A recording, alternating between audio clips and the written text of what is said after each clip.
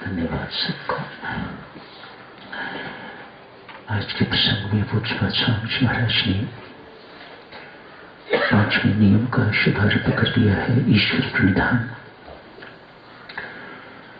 इन 5 नियमों में से ये नियम ऐसा नियम है जो एक जीवन में आ जाए तो साधना सफल हो जाए। ईश्वर पर भरोसा, ईश्वर की कृपा पर विश्वास, भरोसा, ईश्वर प्रणिधान।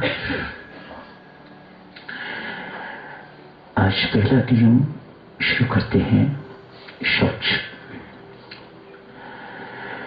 बाह्य शौच एवं आंतरिक भीतरी शौच। बाह्य पवित्रता, स्वच्छता एवं भीतरी स्वच्छता। बाहरी स्वच्छता शरीर को साफ सुथरा रखना, पसीने की बू न आए, कपड़े साफ हों, जहाँ रहते हैं वह स्थान साफ सुथरा हो, बाहर स्वच्छता है। झाड़ू पोछा लगाते हैं आप, लगवाते हैं, स्नान करते हैं, धुले कपड़े पहनते हैं साफ सुथरे, शरीर पर कुछ और भी लगाते हैं ताकि शरीर से बू न आए। ये सब बाह्य स्वच्छता के अंतर्गत। ये भी जरूरी है। ये किसलिए जरूरी है? इसलिए एक भक्त का तो ये विश्वास होता है, मैं परमेश्वर के पास बैठ के तो उपासना करता हूं। उपासना कहा ही उसे जाता है निकट बैठना। परमेश्वर के निकट बैठने को ही उपासना कहा जाता है। शरीर से बू आए, कितनी शर्म की बात है। या तो आप परमात्मा को परमात्मा जीवंत नहीं समझते, यदि समझते हैं तो फिर शरीर से बू आएगी तो क्या परमात्मा को महसूस नहीं होगा कि मेरा बच्चा गंदा है, इसे साफ रहना नहीं आता। भक्त इस भावना से अपना आप बाह्य स्वच्छता जिसे कहा जाता है वह अपने आप को स्वच्छ बना के रखता है। पर इससे कहीं महत्वपूर्ण है भीतरी स्वच्छता। बाहर स्वच्छ ना भी हो तो जैसे बच्चा गंदा होता है, बाहर से खेल के आया है, गंदगी से लथपथ हो जाता है, कभी नाक बहता है, कभी कुछ होता है, इत्यादि इत्यादि। मां स्वयं साफ कर लेती है। भीतर का कोई क्या करे? ये मां भीतर का तो कुछ नहीं कर सकती। भीतर की साधना ही तो साधना है। भीतर की स्वच्छता ही तो महत्वपूर्ण स्वच्छता है। आज गुरु महाराज कहीं उपदेश दे रहे थे,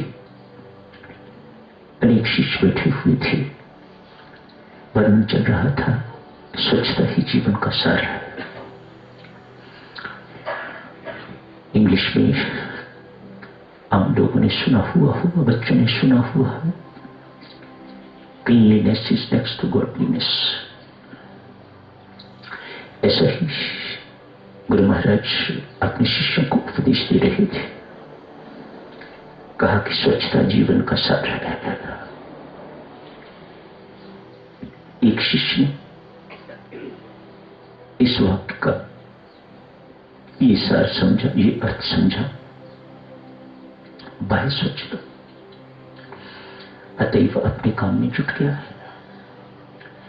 दूसरे शिष्य ने वास्तविकता समझी तो वह आंतरिक स्वच्छता में चला गया है। बाह्य स्वच्छता वाले ने बाहर अपनी जगह पर झाड़ू पोछा लगाना शुरू किया, अपने कपड़े इत्यादि साफ रखता है। धीरे धीरे और जो सहपाठी थे उन्होंने भी अपना काम इसे बताना शुरू कर दिया। सहज उन सबका काम कर देता है, कभी रोष नहीं, कभी किसी प्रकार की कोई बेगानी नहीं, कोई अफसोस नहीं। जो जिसने कहा कर दिया, नाम पड़ गया स्वच्छता कर्मचारी। लेकिन उससे कोई परवाह नहीं। कोई जमींदार कहता है, कोई कुछ कहता है, उससे कोई परवाह नहीं। वह बहुत लगन के साथ, निष्ठा के साथ अपना काम कर रहा है। सारे आश्रम की सफाई अकेला व्यक्ति करता है। कोई मत करता है, नहीं करता, उससे कोई फर्क नहीं पड़ता। लेकिन वह लगन से, निष्ठा से काम कर रहा है। और उससे पाठी कपड़े धोने के लिए कहते हैं, धो देता है। अपना कक्ष साफ करने के लिए कहते हैं, कर देता है। गुरु महाराज की बात पर विश्वास, उन्होंने कहा था स्वच्छता जीवन का सार है। जितना वह समझ पाया उसके अनुसार वह कर रहा है। इतना ही समझ पाया। समझ तो अपनी अपनी है ना, क्या किया जाए उसमें, उसमें तो कोई कुछ नहीं कर सकता। इतना ही समझा उस युवक ने, उस शिष्य ने, सो कर रहा है, निष्ठापूर्वक कर रहा है। 10 साल बीत गए।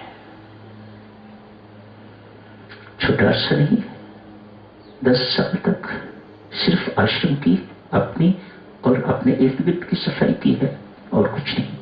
मानव पाया कुछ नहीं है अभी तक बाह्य स्वच्छता के अतिरिक्त।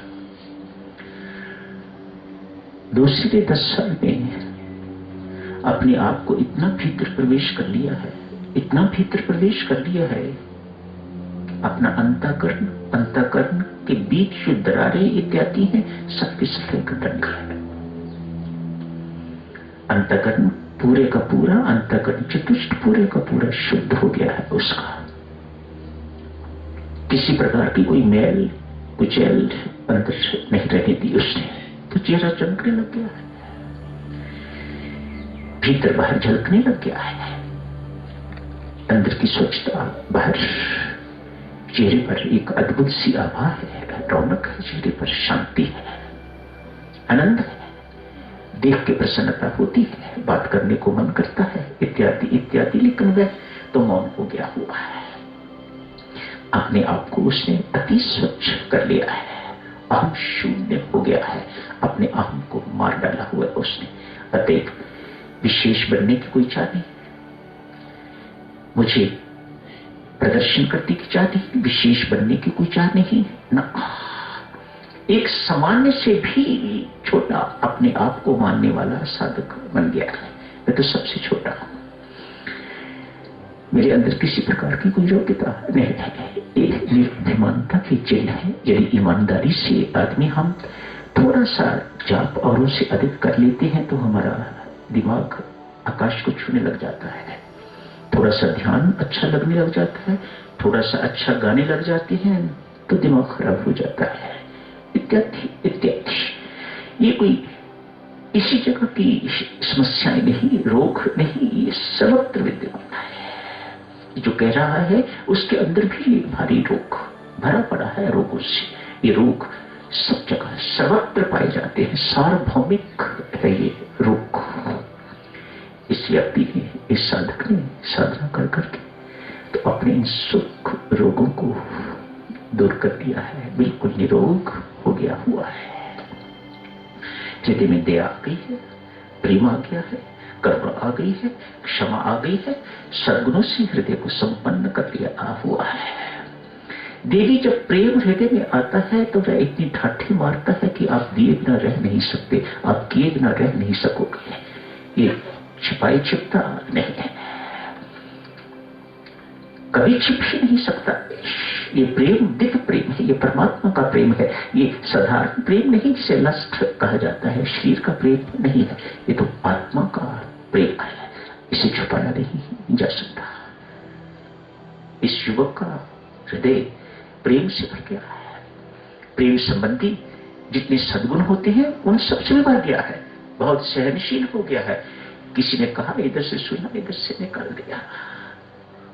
वाह राम वाह, हर जगह सब कुछ वही वाह दिखाई देता है। प्रसन्नता आज आपने तप के अंतर्गत मानसिक तप का प्रसन्नता, हर वक्त प्रसन्नता, आनंदित, भीतर बाहर बाहर प्रसन्नता ही प्रसन्नता, ये मानसिक तप है जो उसने किया है। 10 साल की तपस्या के बाद आज सुबह की साधना का अपना नियम निभाने के बाद गुरु महाराज को प्रणाम करने के लिए नियम था। दिन की साधना के बाद सुबह जो साधना की उसके बाद नियम था गुरु महाराज के चरणों में जाके प्रणाम करना। आज भी गया है। संयोग की बात देखिए, परमेश्वर के खेल देखिए। आज वही सफाई कर्मचारी रास्ते में मिल गया है। आज पांव वहीं थम गए।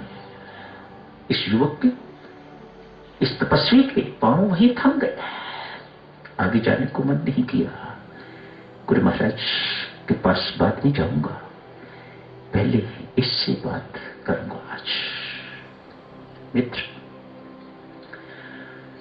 तूने भी तपस्या की है, मैंने भी तपस्या की है। तूने बाह्य स्वच्छता की तपस्या की है, मैंने भीतरी स्वच्छता की तपस्या की है। जमीन आसमान का अंतर है। निष्ठा से की है तूने, लगन से की है तूने, मन में उसके लिए सम्मान है, किसी की कोई परवाह नहीं करी उसने, लगन से काम किया है 10 साल तक। अपमान इत्यादि छोटा काम है, घटिया काम है, इस बात की परवाह नहीं की। ये भी कोई छोटी बात नहीं। 10 साल तक कहने को होते हैं। मित्र, बाह्य सफाई से मोक्ष नहीं मिलने वाला। आज गंभीर बात, सत्य बात, वास्तविकता उसके सामने प्रकट हो रही है। बाह्य सफाई से तुझे मुक्ति की प्राप्ति नहीं होने वाली, मोक्ष की प्राप्ति नहीं होने वाली। मुक्ति की प्राप्ति होगी भीतरी सतन से। बाहर बहुत हो गया, अब भीतर जाना शुरू कर। तू जा सकता है, तेरे अंदर समर्थ है, तू जा सकता है। तो गुरु महाराज की बात को पूरी ढंग से समझा नहीं है, अधूरा समझा है। भीतर प्रवेश कर। भीतर प्रवेश करने से तेरे सामने सत्य खुलेगा, तेरे सामने ईश्वरीय भेद खुलेंगे।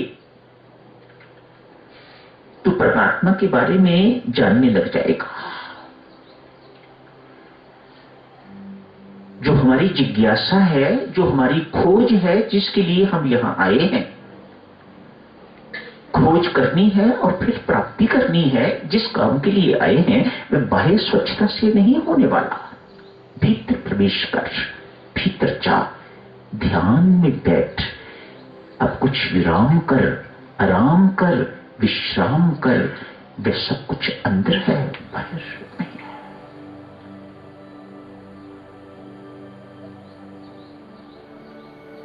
बाहर तो थकान ही थकान है, भीतर विश्राम ही विश्राम है, शांति ही शांति है।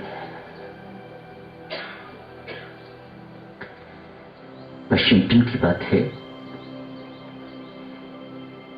एक भारतीय संत प्रवचन करने के लिए वहां गए हुए थे, सत्संग के लिए।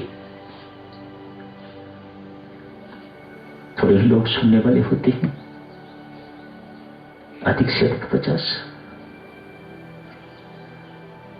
बहुमंजिली बिल्डिंग्स, एक बिल्डिंग की कई कई मंजिलें, कहीं ऊपरी मंजिल पर सत्संग हो रहा है। मानो अमृतवाणी का पाठ होगा, प्रवचन चल रहा है। भूचाल आ गया, भूकंप, झटका लगा। झटका लगते ही सबके सब श्रोता उठे, भागे अपनी जान बचाने के लिए। किसी ने लिफ्ट की भी खोज नहीं की, सीढ़ियों के द्वारा नीचे की ओर भागे, जान बची हमारी। संत बेचारा वहीं बैठा, नीचे पहुंचते पहुंचते तूफान की, भूकंप की ड्यूरेशन बहुत थोड़ी थी, सब कुछ नॉर्मल हो गया। श्रोता पछताने लगे, ऐसे ही तकलीफ की, भूकंप तो खत्म हो गया हुआ है, सब कुछ सुरक्षित है, सेफ है बिल्कुल, चलो फिर सत्संग के लिए चलते हैं। जाके श्रोता बैठ गए। संत ने जहां छोड़ा था वहीं से प्रवचन को फिर शुरू कर दिया। संत वहीं बैठे हुए, आंख बंद, देखा श्रोता आ गए, आंख खोली, प्रवचन शुरू कर दिया। सत्संग की समाप्ति हुई। श्रोताओं ने पूछा, महाराज भूकंप आया था, आपको पता लगा? हाँ आया था, हम लोग तो भाग गए थे, आप क्यों नहीं भागे? मैं भी भागा था। संत कहता है, पर आप तो यहीं के यहीं बैठे हुए हैं, आप तो कहीं नहीं गए, आप तो यहीं बैठे हुए हैं। जब हम लौटे हैं तो आप आंखें बंद करके बैठे हुए थे, हमने अपनी आंखों से आपको देखा है। संत इतना ही कहता है, आप बाहर भागे थे, मैं भीतर भागा था। जहां आप भागे थे वहां कभी तूफान बंद नहीं होता, खत्म नहीं होता, और जहां मैं भागा था वहां कभी तूफान होता नहीं है, वहां कभी भूकंप आता नहीं है, वहां कभी आंधी उठती नहीं है। मैं ऐसी शांत स्थान पर भीतर प्रवेश कर गया हुआ था। आप बाहर दौड़े थे, मैं भीतर दौड़ा था।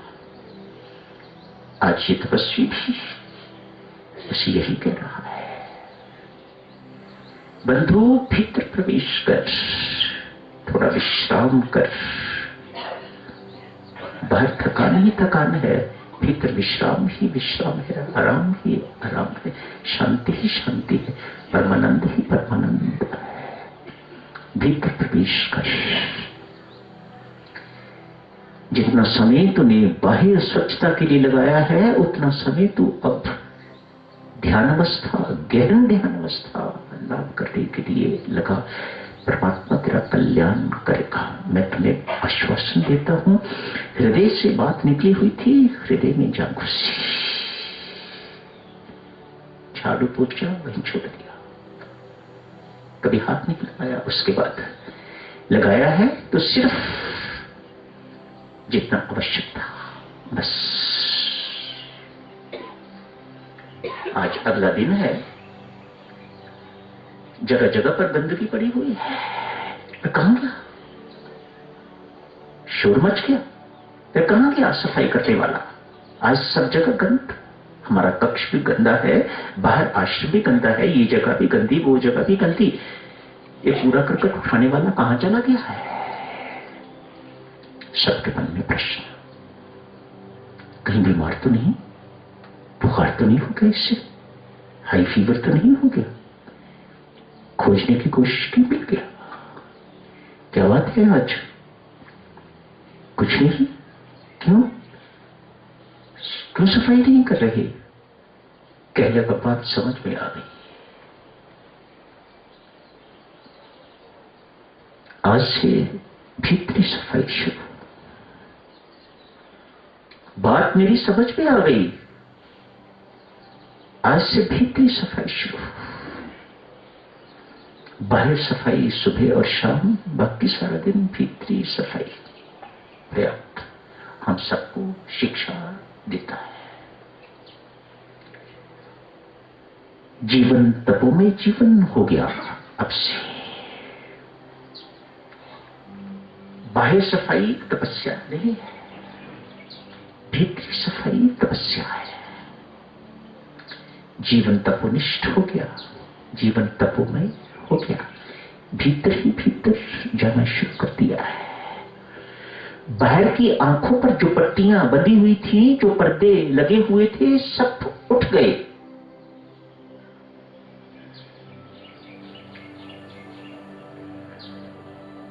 अब आंख खुल गई, भीतर ही भीतर जाना शुरू कर दिया है। ऐसे हुआ स्वप्नों भरी रात, आंख खुलते ही सारे के सारे स्वप्न टूट गए, खत्म हो गए। हल्का फुल्का महसूस करने लग गया है, मानो सारे का सारा बोझ दिमाग से उतर गया। कुछ वर्ष की तपस्या के बाद कहते हैं ये साधक अब देने योग्य हो गया है, बांटने योग्य हो गया है। परमेश्वर ने थोड़े ही समय में इसके भीतर को इतना भर दिया, इतना भर दिया कि अब ये औरों को बांटने योग्य हो गया। इससे पहले तो कुछ नहीं था, पर 10 साल तक बैकअप किया था, लेकिन देने योग्य तो कुछ नहीं था, अब देने योग्य हो गया है, लोगों को समझाने योग्य हो गया है, लोगों को ज्ञान दान, गुणदान इत्यादि देने योग्य हो गया है। ये साधक अपने पीछे चलाने योग्य हो गया है साधक। कब? जब भीतर तपस्या करके, भीतर प्रवेश करके तो असली जो प्राप्त करना है उसे प्राप्त कर लिया। तब जो चीज आपके पास है ही नहीं, बांटोगे कहां से दोगे? गरीब आदमी किसी की पैसे से क्या सहायता कर सकता है? उसके पास पैसा है ही नहीं। देने योग्य बनना है तो पहले अपने आप को कमाई करो, कमाओगे, अपने पास होगा तो दूसरे को दे सकोगे कुछ। आज ये बाह्य सफाई करने वाला भीतरी सफाई करने के बाद बांटने योग्य हो गया है, दूसरों को सुख बांटने योग्य, दूसरों को शांति बांटने योग्य, दूसरों को आनंद बांटने योग्य हो गया हुआ है, दूसरों के अंदर भक्ति का संचार करने योग्य हो गया है। मानो ऐसा जुकाम लग गया है कि दूसरों को जुकाम देने योग्य हो गया हुआ, फैलाने योग्य हो गया हुआ है। ऐसा प्रेम रोग लग गया कि दूसरों को रोग देने योग्य हो गया हुआ है। जारी रखेंगे साधुजनों इस शौच की चर्चा को, कल भी। आज यही समाप्त करने की इजाजत दीजिएगा। धन्यवाद। आते भी राम बोलो, जाते भी राम बोलो, सुबह और शाम बोलो राम राम राम। आते भी राम बोलो, जाते भी राम बोलो, सुबह और शाम बोलो राम राम राम। आते भी राम बोलो, जाते भी राम बोलो, आते भी राम बोलो, जाते भी राम बोलो, सुबह और शाम बोलो राम राम राम। सुबह और शाम बोलो राम राम राम। आते भी राम बोलो, जाते भी राम बोलो, सुबह और शाम बोलो राम राम राम। आते भी राम बोलो, जाते भी राम बोलो, सुबह और शाम बोलो राम राम राम।